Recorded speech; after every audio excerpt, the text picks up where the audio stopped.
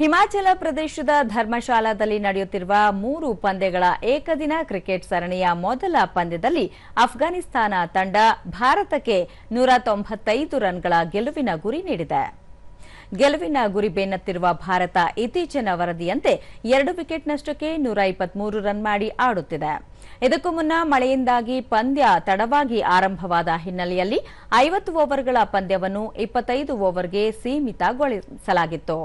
Toss ಗೆದ್ದ Bharat fielding ಆಯ್ಕೆ ಮಾಡಿಕೊಂಡು ಅಫ್ಘಾನಿಸ್ತಾನಕ್ಕೆ ಬ್ಯಾಟಿಂಗ್ಗೆ ಅವಕಾಶ ಮಾಡಿಕೊಟ್ಟಿತು. ಅಫ್ಘಾನಿಸ್ತಾನ 24.5 ಓವರ್ಗಳಲ್ಲಿ ತನ್ನೆಲ್ಲಾ ವಿಕೆಟ್ ಕಳೆದುಕೊಂಡು 194 ರನ್ ಮಾಡಿತು. ರೆಹಮಾನುಲ್ಲಾ ಗುರ್ಬಜ್ 51 ಎಸೆತಗಳಲ್ಲಿ ತಲಾ 8 ಬೌಂಡರಿ ಹಾಗೂ ಸಿಕ್ಸರ್ ನೆರವಿನಿಂದ 102 ರನ್ ಗಳಿಸಿ ಔಟ್ ಆದರು. ಭಾರತದ ಪರ ಗುರ್ನೂರ್ ಬಾರ್, ಹರ್ಷ್ ದುಬೆ ತಲಾ 3, ಹರ್ಷದೀಪ್ ಸಿಂಗ್ ಹಾಗೂ ನಿತೀಶ್ ಕುಮಾರ್ ರೆಡ್ಡಿ ತಲಾ 2 ವಿಕೆಟ್ ಪಡೆದರು.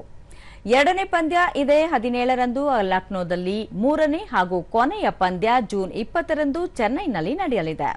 ಇತ್ತೀಚೆಗೆ ಮುಕ್ತಾಯವಾದ ಏಕೈಕ ಟೆಸ್ಟ್ ಕ್ರಿಕೆಟ್ ಪಂದ್ಯದಲ್ಲಿ ಅಫ್ಘಾನಿಸ್ತಾನದ ವಿರುದ್ಧ ಭಾರತ ಇನ್ನಿಂಗ್ಸ್ ಹಾಗೂ 300 ರನ್ಗಳಿಂದ ಗೆಲುವು ಸಾಧಿಸಿತ್ತು.